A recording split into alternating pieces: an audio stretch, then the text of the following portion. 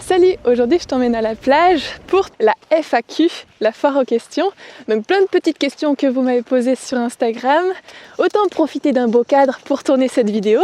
Et comme actuellement je suis de retour dans les Landes, voir la famille pour les fêtes, c'est l'occasion de tourner cette vidéo. On y arrive! Petit blocos. Tiens, il y a des gens qui font de l'équitation ici. Est-ce que ce ne serait pas le meilleur endroit pour faire de l'équitation? Moi, je pense que oui. Alors, première question. Quel âge as-tu? Ça va, c'est pas trop compliqué pour commencer. J'ai 22 ans. Ensuite, vous avez été quelques-uns à me demander quel est mon travail actuellement. Depuis septembre, je suis animatrice de personnages 3D dans le studio qui a fait Les Mignons notamment. Et en fait, je suis venue en fin de prod pour le film Tous en scène. C'est Sing 2 en anglais.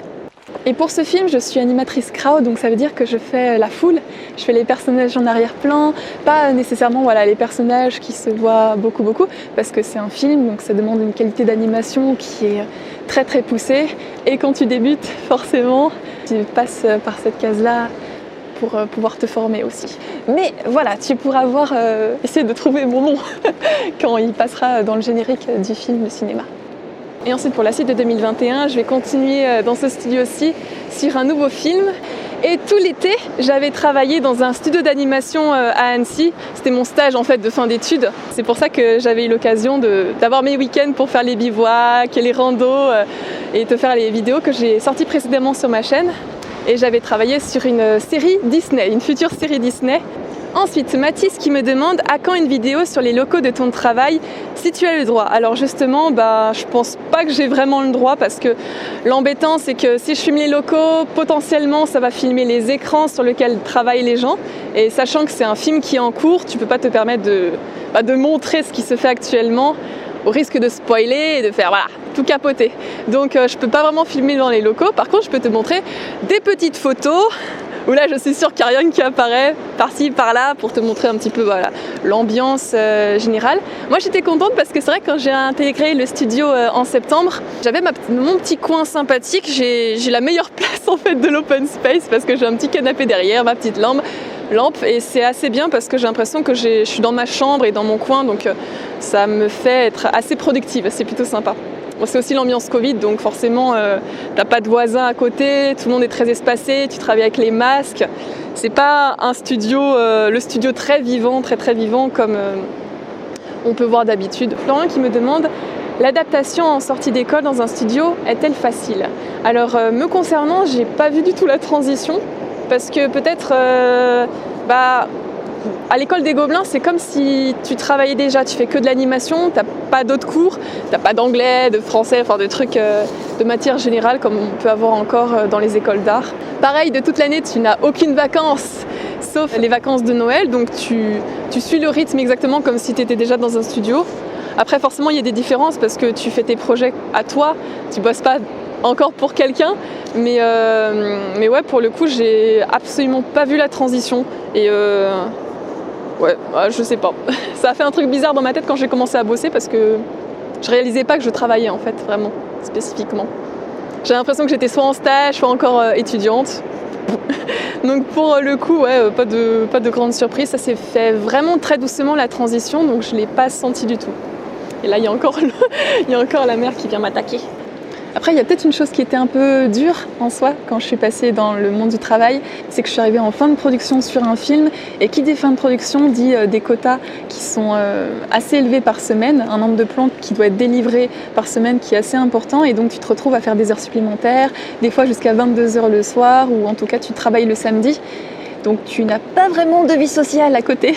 Voilà, mais après c'est aussi la période où il y a eu le confinement après, donc de toute manière tu travaillais et puis voilà.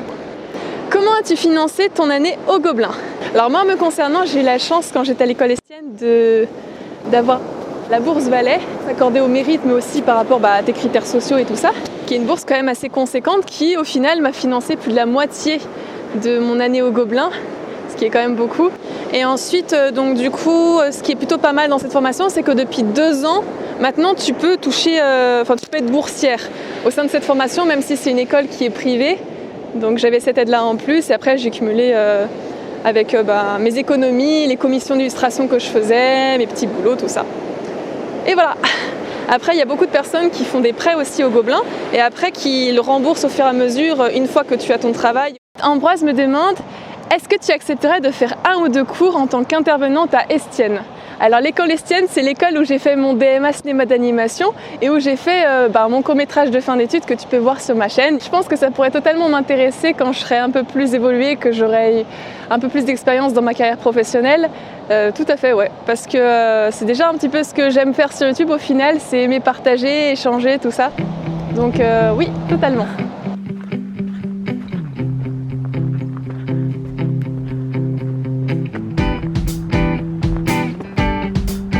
Je vais continuer à bouger un petit peu tout au long de la vidéo pour faire une sorte de petite balade. Guy qui me demande pourquoi YouTube? Alors il y a plusieurs raisons à ça. YouTube, je me suis lancée juste après le bac. Pendant toute l'année de terminale, en fait, j'avais cette idée un peu en tête parce que notamment je cherchais à progresser en dessin. Et quand je regardais sur YouTube à l'époque, je voyais pas du tout de vidéos pour essayer de développer son propre style à soi, son propre style graphique. Il y avait juste des petites vidéos de recopiage bête et méchant, tu vois, où on te montre comment dessiner Bob l'éponge et ensuite tu te débrouilles pour essayer de faire exactement la même chose. Et ça me saoulait parce que vraiment je voulais apprendre les tips pour développer mon propre univers à moi. C'est une des choses qui est le plus intéressant en dessin. On n'est pas des machines à recopier tout le temps la même chose. Surtout que maintenant, il y a les robots, ils font mieux que nous. Donc la seule chose qui nous reste, c'est bien la créativité, notre univers à nous, l'ambiance qu'on peut mettre dans nos dessins, qu'est-ce qu'on peut faire passer par le dessin. Donc voilà, j'avais en tête de créer des vidéos que j'aurais voulu voir il y a 5 ans. Donc ça, c'est le premier point. Le deuxième point, c'est que quand j'ai su que j'allais en design graphique, pour moi, c'était important de continuer à faire mes projets personnels à côté, mes projets créatifs à côté, et de continuer à dessiner et à faire des dessins pour moi, quoi. Surtout que c'est vrai qu'en design graphique, c'est très logo, affiche, et ça peut être vite décourageant. Enfin, en tout cas, c'est dur, c'est dur le métier, c'est dur les études en art parce que tu peux donner tout ton cœur dans un projet et derrière, tu vas avoir une note qui n'est pas du tout à la hauteur de tes espérances ou alors un commentaire du prof qui est complètement cassant envers ton travail. Alors que quand tu donnes de ta personne, surtout dans l'univers créatif où forcément quand tu crées, tu mets une petite partie de toi-même, ça peut être très dur. Et pour moi, YouTube, c'était assez salvateur pour ça parce que j'avais mon petit univers à côté avec des gens qui viennent un peu de tous les milieux mais qui ont tous la passion du dessin. Et je trouvais ça intéressant de progresser, d'aider les gens à progresser et voilà, d'avoir cet aspect-là échange. Quelle est la chose la plus folle et spontanée que tu aies faite dans ta vie? Là, ce qui me vient, je pense, c'est le voyage que j'ai fait à mes 19 ans où je suis partie toute seule sur l'île de Madère et Lisbonne.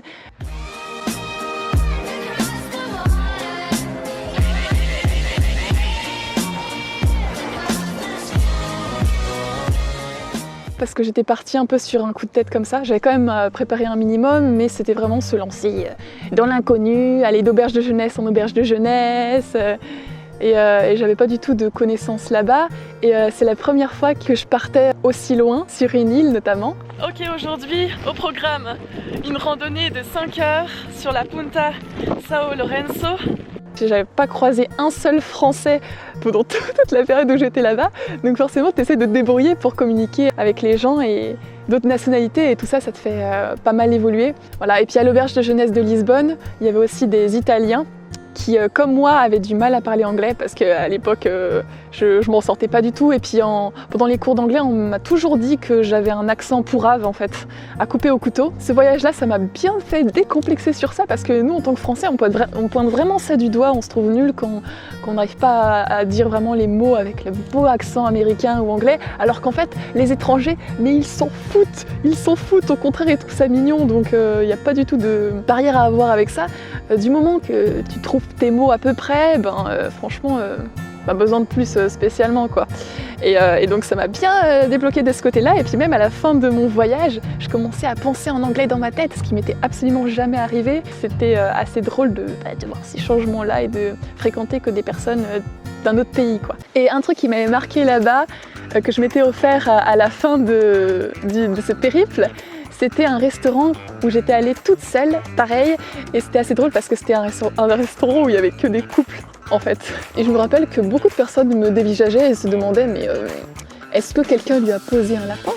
Et non, en fait, j'étais trop heureuse, tu vois, je dégustais mon plat et j'étais tellement contente du plat que je dégustais, qui était en l'occurrence un poisson à la banane. Et là, c'est pas un truc mixé ou quoi, c'est vraiment un poisson avec une banane cuite dessus et c'était délicieux. Je crois que c'est mon plat préféré, le meilleur plat auquel j'ai pu goûter.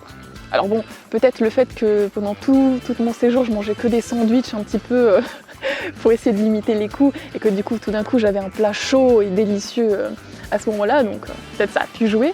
Mais voilà, j'étais tellement contente de manger ça qu'ensuite le chef il m'avait offert le dessert, qui était en l'occurrence un dessert à la passion et tout. Bon, je préfère me dire qu'il m'a offert le dessert parce que j'avais l'air très contente plutôt que se dire ah tiens on va la consoler, elle est toute seule. Ça se trouve c'est ça aussi, j'en sais rien, je m'en fous, j'ai eu un dessert en plus et ouais c'était assez drôle. Franchement si vous avez l'occasion, si t'arrives à avoir assez d'économie pour pouvoir partir et te lancer dans un truc comme ça, franchement fonce-y, surtout quand t'es jeune, c'est très formateur je trouve et ça t'enlève pas mal de complexes, de blocages et tout. Sinon, ouais, pour le côté fou spontané, il n'y a pas que ce voyage parce que ça m'arrive constamment dans le quotidien en fait. Parce que j'ai tendance à foncer tête baissée dans tout ce qui est imprévu. Un peu le côté voyage au final. Parce que quand t'es en voyage, tu te mets moins de barrières, je trouve, de se dire allez, on va là, on fait ça, on découvre ça. Et alors qu'en fait, dans la vie de tous les jours, il peut arriver des petits moments comme ça si tu sors un petit peu de tes automatismes à aller dans le métro pour rentrer chez toi, pour trucs où tu es beaucoup dans tes pensées, tu fais pas attention à ce qui t'entoure, alors qu'en fait tu pourrais très bien avoir des petits événements comme ça qui t'arrivent imprévus. Comment dire? Le sol est un petit peu humide et trempé, je viens de me lever et regarde. Sauvez-moi, je vais devoir continuer la vidéo comme ça. Bon, et entre-temps, le temps a radicalement changé. Donc quitte à avoir le pantalon mouillé, je pense que là, on n'aura pas grandement de différence. On va continuer cette FAQ sous la pluie. On aura eu tout eu. Le beau temps, la mer, la pluie. Donc, attends, par contre, c'est un peu compliqué parce qu'il faut que je sorte mon téléphone tout en tenant le parapluie. J'espère que ça te sera un petit peu dynamique à visionner et que ça sera sympa et que ça sera pas trop le chaos. Alors, à quand une mini-exposition parisienne de tous tes travaux publiés ou pas pour fêter l'événement? Alors, ça pourrait être top, c'est sûr, mais pour ça, je pense qu'il faudrait que j'ai des dessins plus grands. Or, actuellement, je fais quand même beaucoup de dessins sur des carnets et comment veux-tu montrer des carnets dans une exposition? C'est pas forcément évident. Donc, ouais, une exposition, ça me tente très bien, mais quand je ferai peut-être des séries de dessins sur plus grand format, comme je faisais peut-être à l'époque, je réunirai des dessins de voyage à ce moment-là. Ce sera l'occasion de vous rencontrer si je fais ça un moment. Oh non, je suis bloquée. À la base, je voulais aller sur le banc là-bas pour potentiellement te filmer, mais j'étais beaucoup trop optimiste moi. C'est dommage, avec le parapluie, tu peux pas vraiment voir le paysage derrière, tu vois juste un fond noir, hop là. Alexis qui me dit « J'ai une question concernant le fait de voyager seul, homme ou femme, peu importe. Est-ce que parfois ça ne t'ennuie pas de découvrir de super paysages, mais sans être accompagné ? Je pose cette question dans le sens où parfois les meilleurs moments sont ceux qu'on partage. Est-ce que le fait d'être solitaire n'enlève pas un peu de saveur ?» Pour le coup, c'est une très bonne question qu'on m'a beaucoup posée déjà en fait. Est-ce que ça t'ennuie pas d'être seul? Pour moi, le fait d'être seul, t'as quand même un sentiment particulier, je sais pas. Quand t'es devant un paysage magnifique et que tu es tout seul, t'es ultra connecté à toi-même, c'est ultra zen et t'as l'impression d'être une petite fourmi qui se perd dans l'immensité du monde. Et c'est un sentiment de liberté et de plénitude qui est particulier, que tu ne retrouves pas forcément à deux, parce que quand t'es à deux, t'es quand même pas mal focalisé sur la personne qui est à côté de toi et t'es peut-être moins en introspection de toi-même, t'es peut-être moins connecté à toi quand même, parce que moi je fonctionne comme ça, je suis pas très multitâche, donc quand je suis avec quelqu'un je suis quand même très focalisée sur la personne en particulier et pour moi c'est complémentaire, vraiment les moments à soi, les moments avec les gens c'est ultra complémentaire, c'est pas la même chose que je recherche et l'un ne va pas sans l'autre. J'ai besoin de mes moments à moi, j'ai besoin des moments avec les gens. Et pareil pour ce qui est rando et bivouac, c'est bien les deux quoi. Et puis concernant les randos et les voyages, t'es jamais complètement seul. Même si tu pars seul, il y a toujours des portions que tu vas faire avec d'autres personnes avec qui tu sympathises sur la route. Ou voilà, il peut arriver un truc tout con où t'arrives pas à descendre une portion, une autre personne va t'aider et puis voilà, ça va lancer la discussion. Ou alors simplement tu demandes ton chemin. Voilà. En tout cas, tu galères bien toi.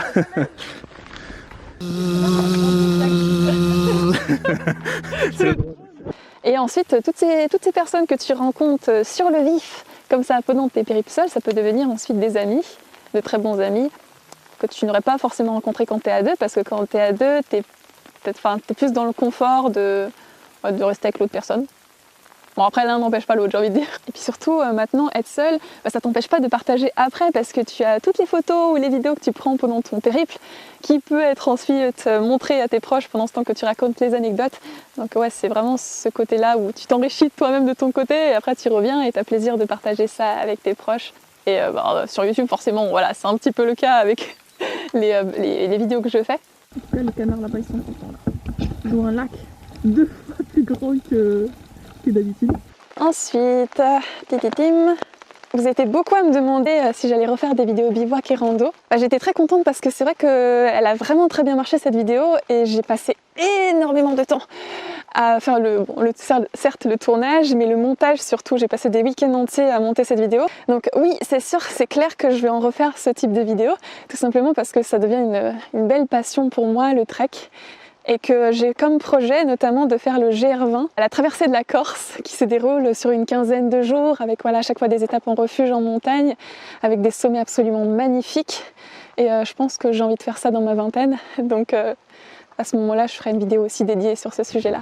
Mais en tout cas la thématique notamment du voyage et tout ça va de plus en plus se développer sur ma chaîne sans abandonner le dessin parce que j'aime bien traiter les deux en même temps notamment.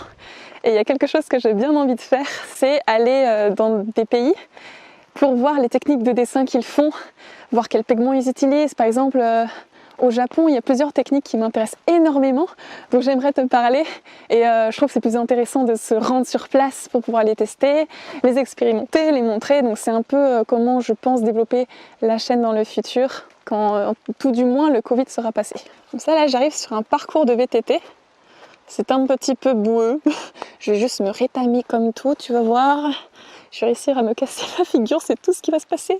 Je suis très méfiante des feuilles mortes parce que souvent ça arrive que tu glisses. As-tu déjà des frayeurs en bivouac? Alors oui, bien sûr. C'était même pendant mon premier bivouac. À un moment je suis tombée sur des patous. Et je savais qu'avec ces chiens-là, faut faire un peu attention parce qu'il y a déjà eu des accidents avec des randonneurs qui se sont fait mordre assez violemment par ces chiens-là. C'est pas du tout des chiens qui sont entraînés à être agressifs normalement, ils sont juste entraînés à dissuader les gens d'approcher le troupeau parce que pour eux, le troupeau, c'est leur petite famille et il faut à tout prix les protéger. Donc moi, j'ai essayé d'être gentille. Je suis passée par le haut, j'ai essayé de contourner par le haut, mais apparemment ça plaisait pas au patou que je passe par le haut. Et il est venu m'aboyer à 1 mètre sur ses 2 pattes arrière de façon très intimidante. J'avais commencé à avoir les jambes qui tremblaient, donc j'ai essayé de pas faire de gestes violents, reculer doucement. Mais t'as un peu du mal quand le chien se retrouve si près de toi et que il peut te sauter à la gorge d'une minute à l'autre. Après il y a son copain qui est arrivé, donc j'ai eu un deuxième patou qui est venu. Et au final c'est le deuxième chien qui a même dit à l'autre d'arrêter de me suivre parce qu'il lui a fait un geste agressif du style « Arrête, c'est bon, on a fait notre boulot, maintenant on rentre ». Du coup je remercie le deuxième patou pour avoir découragé le premier qui était très très virulent. Et ensuite il y a deux mecs qui faisaient du trail que j'avais croisés au sommet qui sont arrivés et qui m'ont vu là un peu pâle avec les jambes qui tremblent, qui m'ont dit « Mais quoi, tu as la phobie des chiens ?»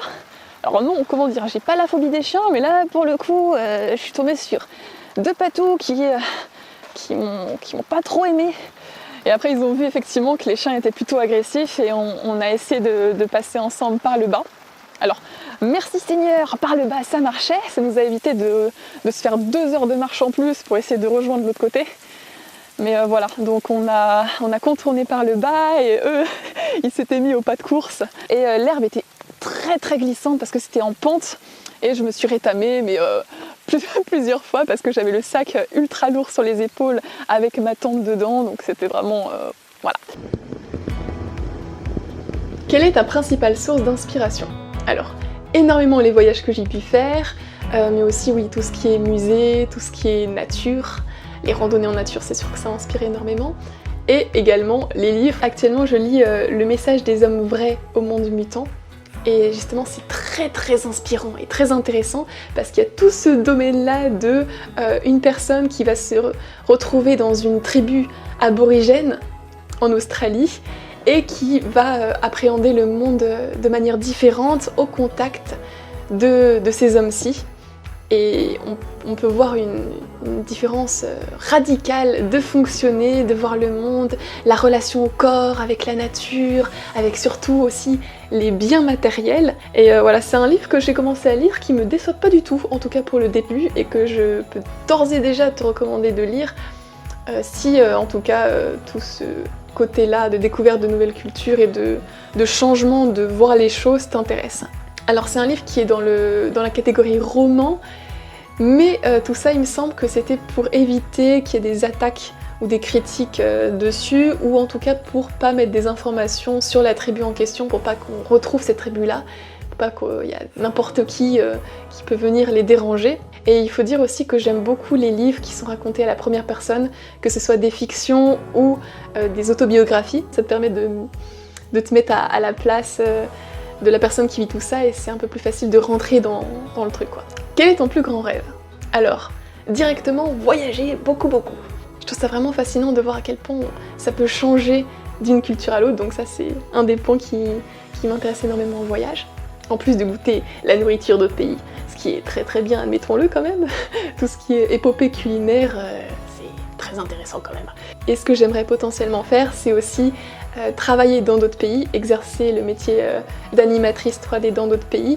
Notamment, je pensais partir à Montréal au Canada pendant plusieurs mois, voire des années. Mais on va voir comment ça se déroule après le Covid, bien sûr.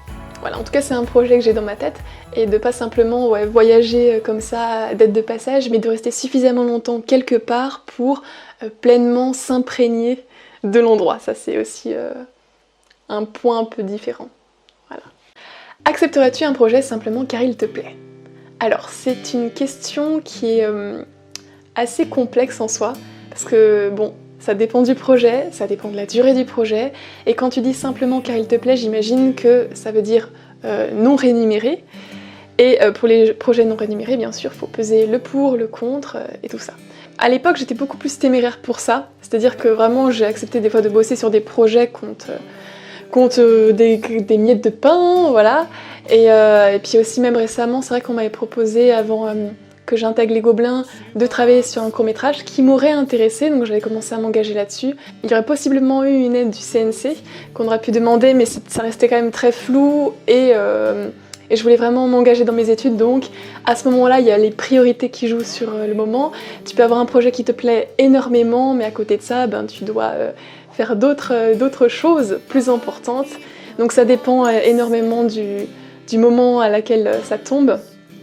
Et puis par contre, maintenant, je n'accepte absolument plus de projets où je travaille quand même bénévolement, en règle générale pour des indépendants en tout cas, parce qu'il y a énormément, je compte plus le nombre de demandes que je reçois, où on me demande un travail en échange de visibilité. La visibilité, malheureusement, ça nourrit pas, et puis c'est tellement subjectif. On va pas demander à des gens qui sont dans le monde du travail de travailler contre visibilité, ça n'a pas de sens. Tu vas pas aller chez le boulanger demander une baguette gratuitement contre visibilité parce que tu te balades ensuite dans la rue avec la baguette avec inscrit le nom de la boulangerie. Ça marche pas comme ça. On va pas gagner notre vie comme ça, on va pas manger comme ça. C'est souvent sous le couvert du métier passion entre guillemets, mais c'est pas parce que c'est un métier passion que ça en reste pas moins un métier avec du travail derrière. Ce n'est pas non plus un loisir, et beaucoup de professionnels encore reçoivent ce genre de mail. J'ai des amis qui sont illustrateurs ou qui font du design graphique aussi, et qui reçoivent encore ce genre de demandes de personnes qui ont des communautés suffisamment larges, ce qu'ils estiment en tout cas, pour te demander de faire des choses comme ça. Et ça, c'est un point qui m'énerve particulièrement. Donc voilà, ça c'est dit.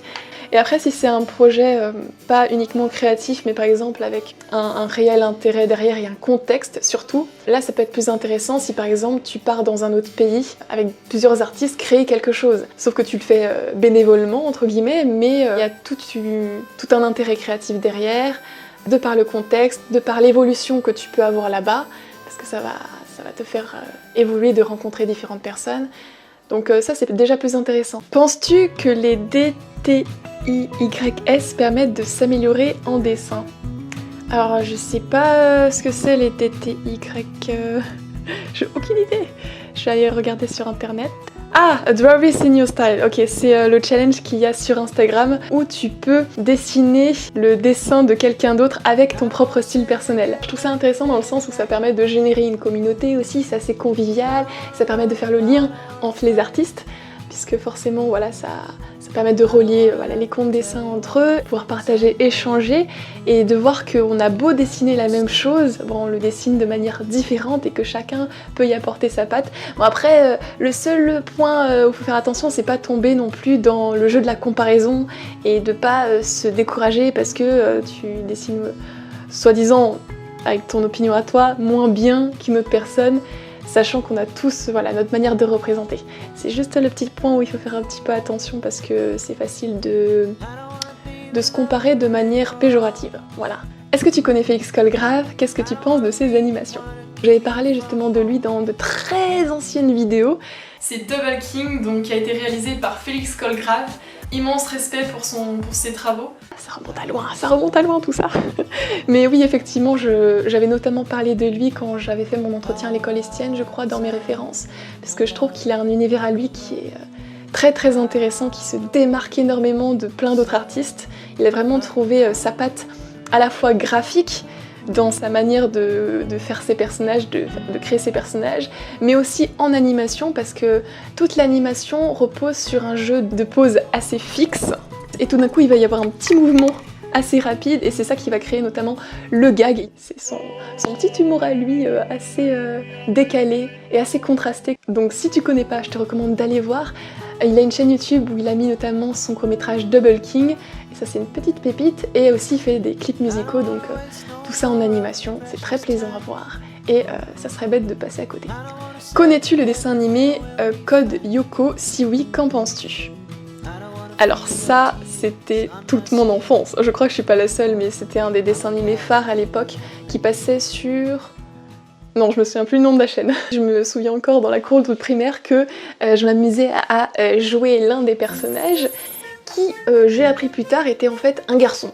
Mais je crois qu'on est tous tombés dans le panneau, on a tous cru que c'était une fille à la base. Ce que je trouve intéressant dans ce dessin animé, forcément, c'est le switch qu'il y a entre la 2D et la 3D, parce que tu as l'utilisation des deux techniques pour marquer deux univers différents. Donc d'un côté tu as la 2D pour marquer le monde réel, voilà, la vie de tous les jours, et de l'autre côté tu as la 3D pour marquer le monde numérique et virtuel. Il y a une volonté vraiment de séparer ces deux univers d'une manière graphique et ils l'ont utilisé en changeant de technique d'animation et c'est un choix vraiment très judicieux je trouve. Donc voilà, c'est la dernière question auquel je vais répondre. Il commence à faire tard.